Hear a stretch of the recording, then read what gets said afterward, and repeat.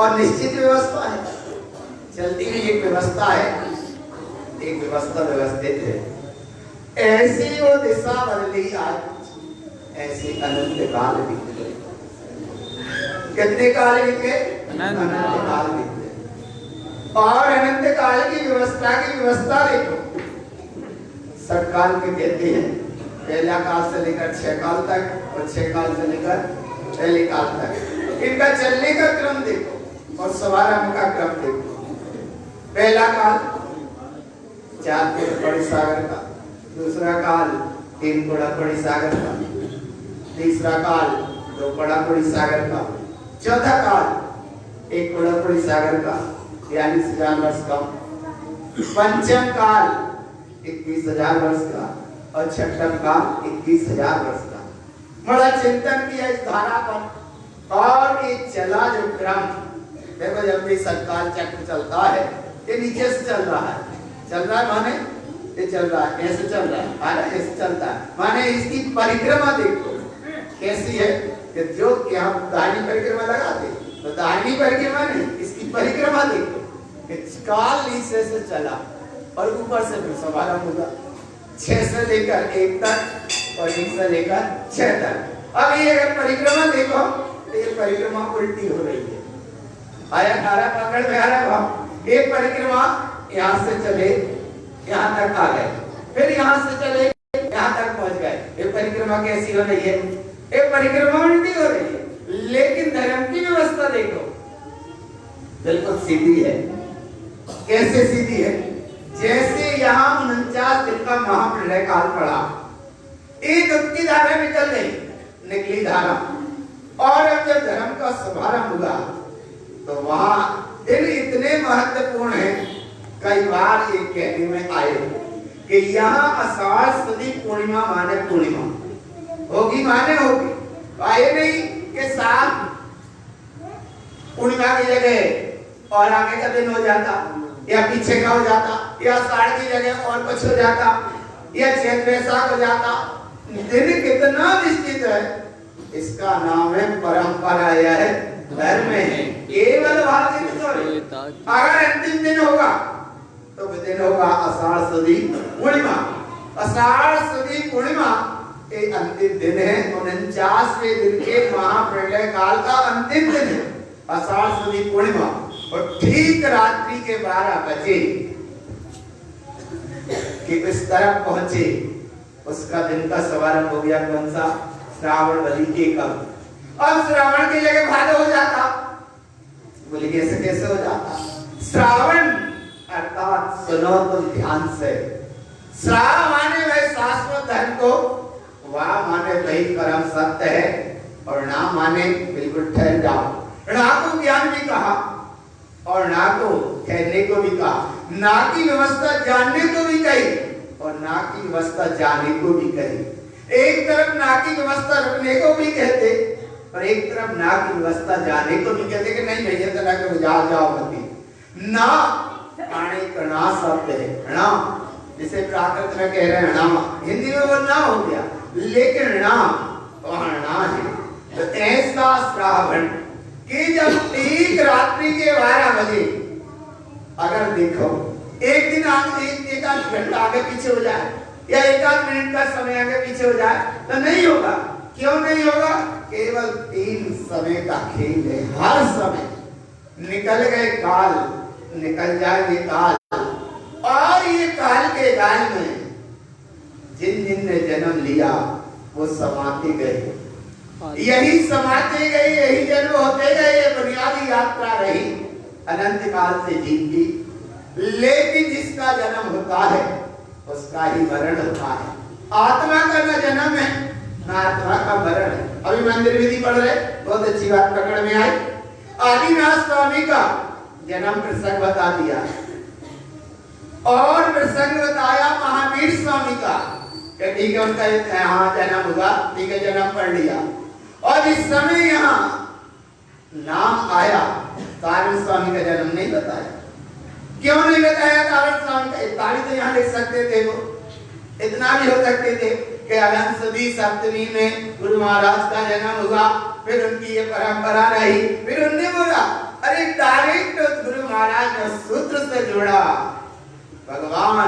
कितने सूत्र से गहराई से जुड़ा कि ज्ञान तेरी अस्ताप की वाणी एक कलन कमल उगन रमन आदि ये सारे शब्दों से जुड़ा और बाद में इष्ट ही दर्शन इष्ट ही ज्ञान ऐसा जानकर हे भाई 8 पहर की पहर माने काल बदल रहा है ना 8 पहर की 60 घड़ी में एक घड़ी 2 घड़ी स्थिर चित्त होए देव गुरु धर्म को स्मरण करे तो जब आत्मा को अच्छी धर्म लाभ हुए कर्म को क्षय हो और परंपरा से जीव निर्वाण दशा को प्राप्त होए यही जिनेन्द्र परमात्मा का संदेश है। जिनेन्द्र परमात्मा का ये संदेश है कि परंपरा से जीव निर्वाण दशा को प्राप्त हुए ऐसा क्या होगा बोले अनंत सिद्ध हुए अनंत सिद्ध हो रहे हैं और आगे अनंत सिद्ध होते रहेंगे। इसका नाम सच्चा जन्म है भगवान। और जन्म की कहानी को अगर देखो तो ना जीव का आदि है और ना जीव का अंत है। एक आगे पढ़ा मंदिर विधि में कितनी श्रद्धा से पढ़ते हैं सब। ना जीव का आदि है ना जीव का अंत है 4,84 लाख योनियों में अनंत काल कितने काल अनंत काल काल बदले ना कितने काल बदल गए। ये दिन बदल जाएगा आज का दिन बदल जाएगा कल का दिन जाएगा देखते देखते अगली साल आ जाएगी अगली साल के बाद फिर अगली साल आ जाएगी अगली साल के बाद अगली साल आ जाएगी लेकिन ये साल तो बहुत निकल गए भगवान। इससे कल्याण नहीं होगा कल्याण होगा कि हमारा सच्चा जन्म हो जाए। और उसका सच्चे जन्म का मतलब क्या है जिसका नाम है ना जीव का आदि है ना जीव का अंत है। तो ये जब आदि अंत है ही नहीं है तब गुरु बाबा कहते हैं आदि भी है और अंत भी है। आदि कब जानिए आदि माने जन्म कब जानिए तो तुम्हारा सच्चा जन्म जब जानिए कि जब सम्यक्त को प्राप्त हो ऐसे निसंगादी 8 गुण सहित सम्यक्त को प्राप्त हो तब इसका आदि जानिए। सम्यक्त रूपी रत्न का तुम्हारा अनुभव होने का नाम सच्चा जन्म है। विद्यार्थ के चक्र संसार के कारण अनंत यात्रा में इनके कितने बार जन्म हो गए। एक जन्म हो जाता है इससे बड़ी प्रभावना से बेटे को कहला लेंगे सब कुछ कर लेंगे। मरण हो जाता है उसकी क्रिया पूरी हो जाएगी। एक तरफ जन्म की कहानी देखते हैं उसे नए कपड़े पहना देंगे एक तरफ मरण हो जाएगा तो एक से फिर वही कफन पहना देंगे। अंतर इतना सा पड़ता है एक सिले कपड़ा पहना दिए एक बिना सिले कपड़ा पहना दिए। ये क्या है ये तो यात्रा चल ही नहीं है। भी मनुष्य पर्याय में अन्य गति के जीवों को तो देखो उनको तो वस्त्र ही नहीं मिल पा रहा है। आज की दशा में देखो कितनी तेज की दंड तुमको वेदन होता है उनको भी तो वेदन होता है। तुमको उस चीज का दशा का उनको भी वेदन हो रहा तुमको भी वेदन हो रहा लेकिन वे अनुभव को व्यक्त नहीं कर पा रहे और तुम अनुभव को व्यक्त करके उसकी व्यवस्था कर लेते हो। इसलिए भगवान साल निकली बेटियों में से तुम्हारी साल निकल आएगी लेकिन उनको त्रियंती गति के जीवों को भी देखो कि उन्हें तो तुम्हारे जिस आगे उनको बुरा भी नहीं मिल पाते पट्टे भी नहीं मिल पाते। तो आज एक ऐसा देखो केवल इतना सा भगवान इतना सा अनुभव करो अगर सच्चा जन्म है तो सच्चा जन्म जब है कि गुरु महाराज ने उस वैभव को पाया और गुरु महाराज ने उस वैभव को लेकर जगत के जीवों को ये संदेश दिया और वो ही संदेश का भाव बार बार रहता है भगवान। इसलिए बार बार भाव रहता है। देखते देखते तुम्हारे भी दिन निकल गए हमारे भी दिन निकल गए तो दिन की जगह दिन निकल गए लेकिन जिनसे कितने मिल पाए। जिनसे मिलना होना दिन निकलना अलग बात है लेकिन जिनसे मिलन हो जाए तो जिसने जिनको देखा जिसने जिसको जाना जिसको जितना उतना वो निखर गया और जो भटका पर में उतना वो निखर गया। तो आज का भी प्रसंग सच्चा प्रसंग है भैया कि आदि माने तुम्हारा जन्म सच्चा हो। जन्म अगर तुम्हारा सच्चा होता है तो आदि है और जन्म अगर सच्चा नहीं हो पाया तो फिर ना आदि है और ना अंत है। अंत कब जानिए मोहिनी कर्म को नाश कर 13 प्रकार का चारित्र धारण करे 22 परिसर सहित कर।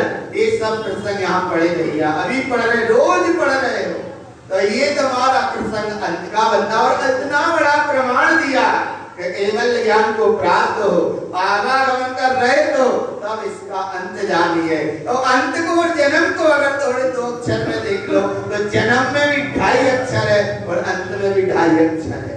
अंत के ऊपर बिंदी रखी है और यहाँ जन्म के साथ ना जुड़ा है, यहाँ जन्म के साथ आधा ना जुड़ा है और वहाँ मरण माने अंत के समय वहाँ ऊपर बिंदी रखी है। तो ऐसा भगवान 2.5 अक्षर यहाँ भी है, 2.5 अक्षर वहाँ भी है और ये भगवान आत्मा में भी 2.5 अक्षर है।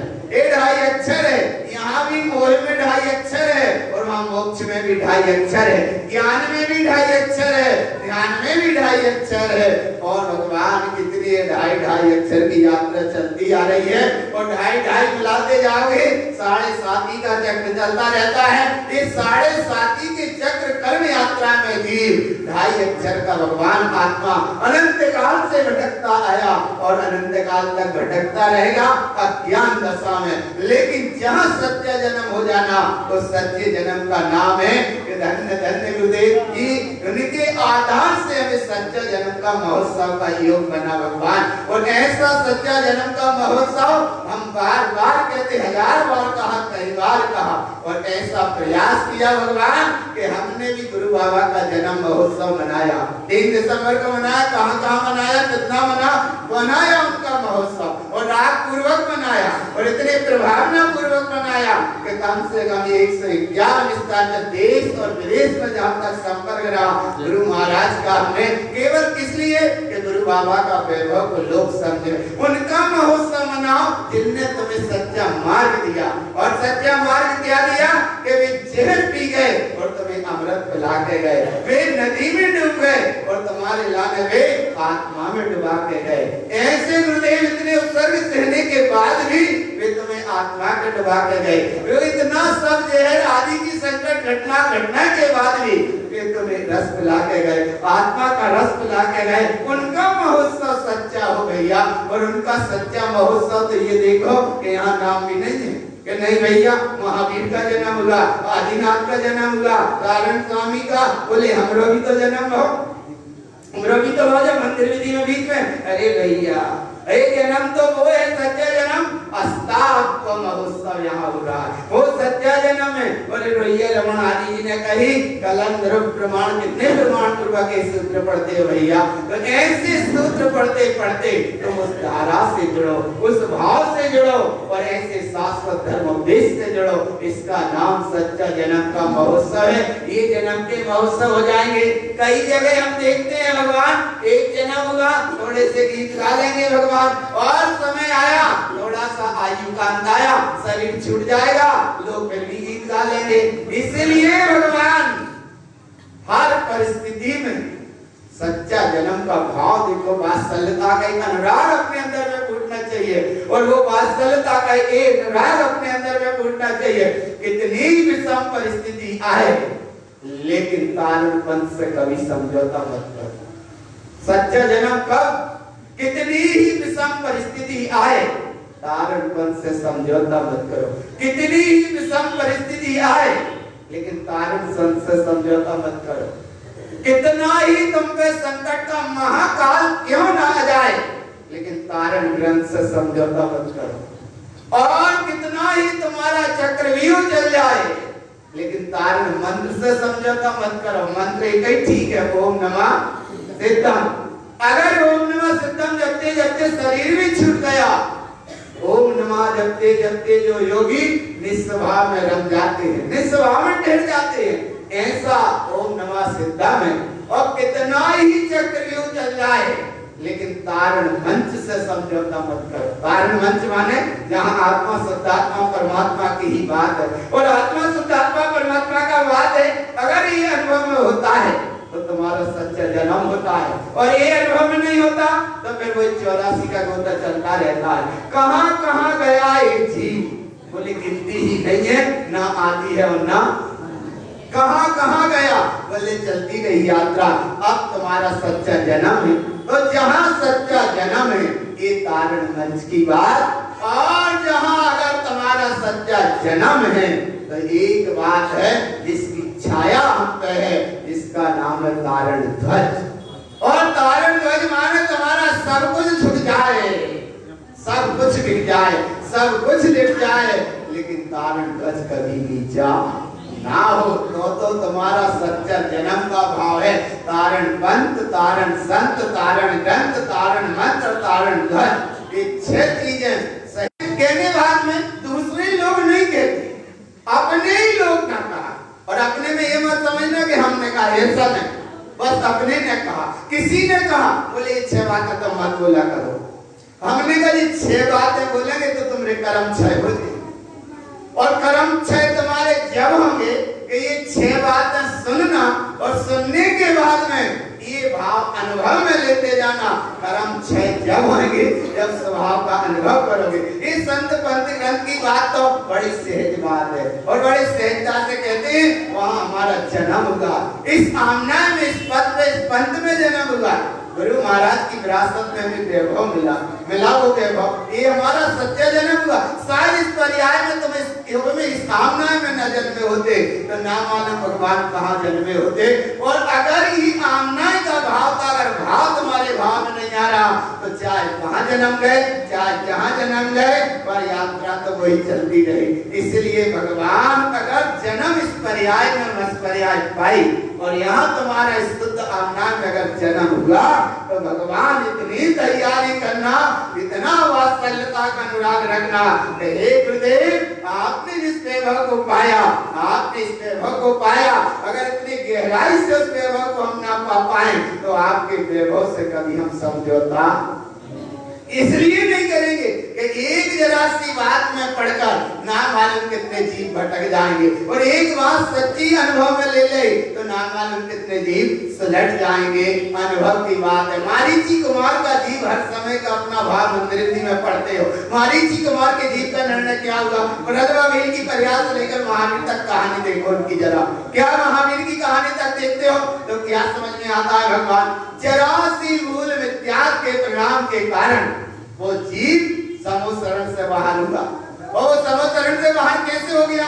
बोले ऐसे बाहर हो गया कि जैसे इंद्र द्वारा ये पूजा आदिनाथ स्वामी की हो रही, ऐसी पूजा मैं करूंगा। यह ऐसा अहंकार का परिणाम आया, तत्व की बात नहीं सुनाई, वो वहां से बाहर निकल गए। और बाहर निकलने के बाद 363 में त्याग के मत चला। कितने मत चले?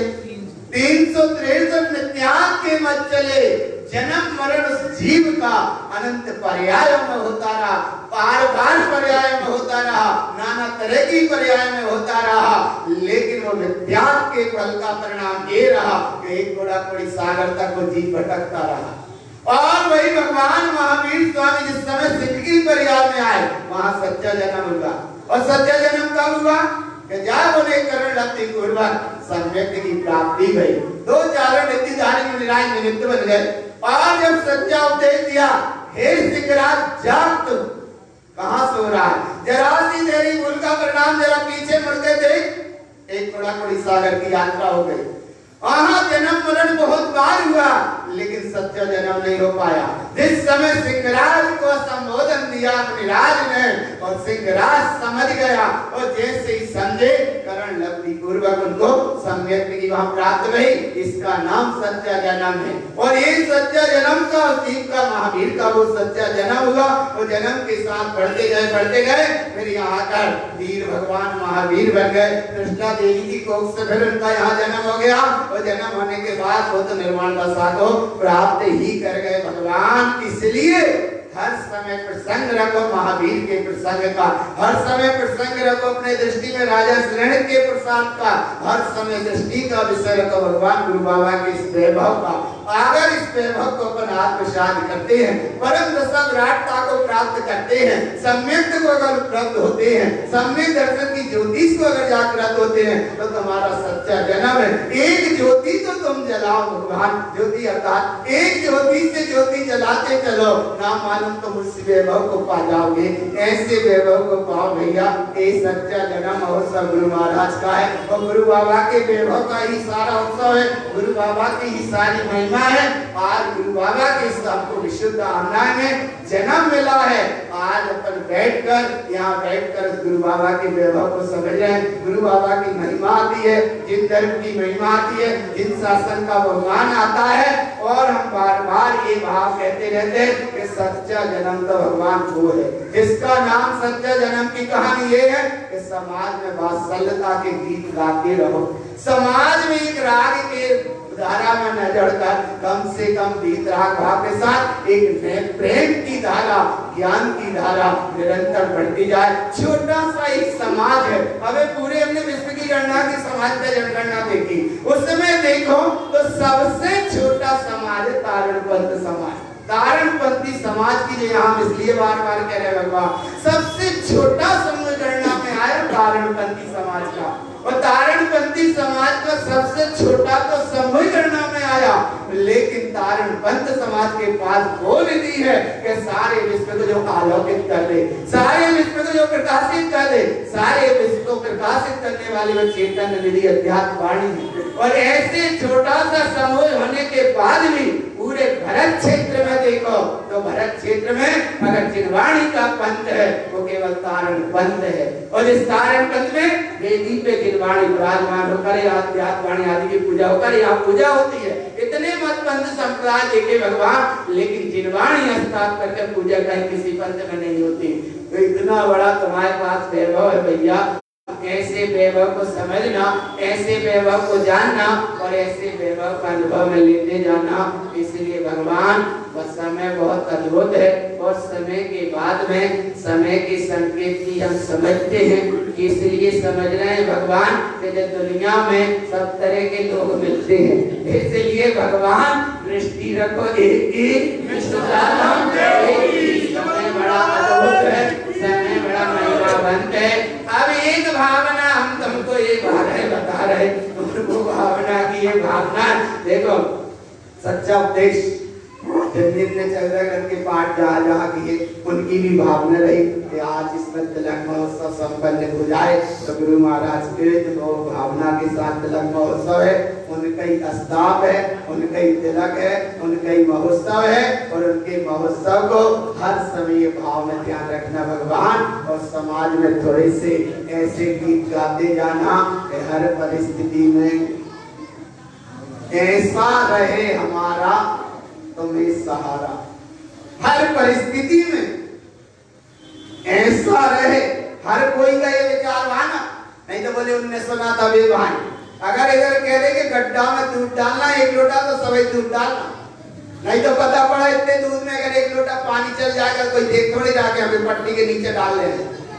इसलिए अगर दूध डालना है तो फिर दूध ही डालना है। ये बीच में विचार मत आ जाए कि नहीं भैया सब दूध डालेंगे एक लोटा हमारा पानी थोड़े उसमें दिखेगा।